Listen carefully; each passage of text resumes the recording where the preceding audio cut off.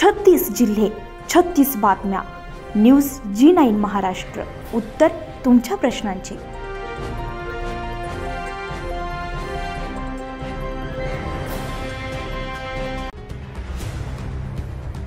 Sinnar police ठाण्यामध्ये 2021 या वर्षी भारतीय दंडविधान कलम 376, 376 I, 376 N, 363/366 याप्रमाणे गुन्हा दाखल झालेला होता. त्या गुन्ह्यामध्ये आरोपीच्या वतीने ॲडव्होकेट अमोल देशपांडे यांनी केसचा कारभार आपल्या हाती घेतला. त्या केसमध्ये सर्व साक्षीदारांचा उलट तपास घेऊन पक्षकारांचा बचाव आणि कोर्टासमोर आपली पक्षकारांच्या वतीने घडलेले गुन्ह्याचे गांभीर्य कोर्टासमोर आणून दिले. त्या गुन्ह्यामध्ये 20 वर्षांची शिक्षा आणि जोपर्यंत व्यक्तीचा नैसर्गिक शेवट होत नाही तोपर्यंत कारावास असलेल्या शिक्षेमध्ये ॲडव्होकेट अमोल देशपांडे यांनी पक्षकारांच्या वतीने पुराव्यावर युक्तिवाद करून जिल्हा न्यायालयाच्या मार्फतीतून निर्दोष मुक्तता मिळवून दिली आहे. नमस्कार, मी ॲडव्होकेट अमोल सुरेश देशपांडे.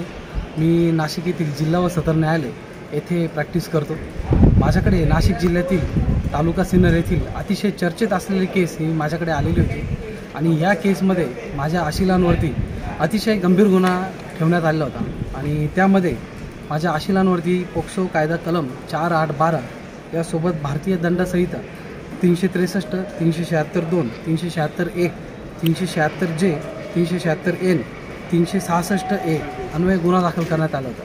या सदर गुन्ह्यामध्ये कमीत कमी 20 वर्ष असलेली शिक्षा आहे आणि त्यासोबतच जास्तीत जास्त अर्थात जोपर्यंत व्यक्तीचा शेष हा नैसर्गिकरित्या असतो तोपर्यंत कारागृह असे शिक्षा असलेल्या सदर गुन्ह्यामध्ये मी सर्व साक्षीदार तपासून माझा बचाव हा न्यायालयासमोर मांडून त्याप्रमाणे युक्तिवाद केला आणि सदर आशिलाला या आरोपीला मी निर्दोष मुक्त केलेला आहे.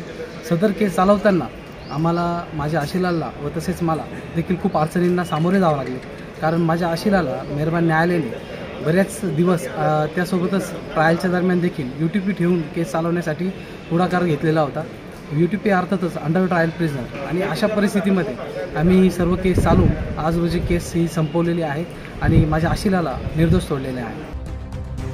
न्यूज G9 महाराष्ट्रासाठी क्राईम रिपोर्टर राशीद मुलतानी, नाशिक.